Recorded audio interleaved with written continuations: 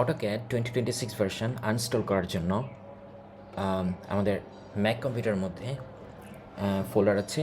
So এই folder থেকে আমরা যে অটোক্যাড 2026 আছে এটা ওপেন করব। দেন এখানে একটা ক্রিয়েট করা আছে যে অটোমেটিক থাকে এটা ডিফল্ট হিসেবে, যে রিমুভ অটোক্যাড 2026। সো এটা আমি ইনস্টলারটা চালাবো। সো এখানে কন্টিনিউ দিব, then leave AutoCAD preferences on my computer. Okay, so continue. Then আমাকে আমার পাসওয়ার্ড দিতে হবে।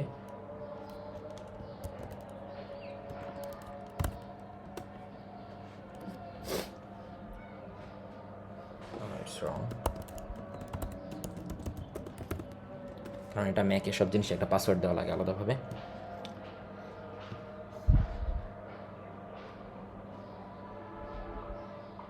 Contact me. No, I don't need to contact with it. Then close. See that there's no AutoCAD. Apparently, AutoCAD. Searching.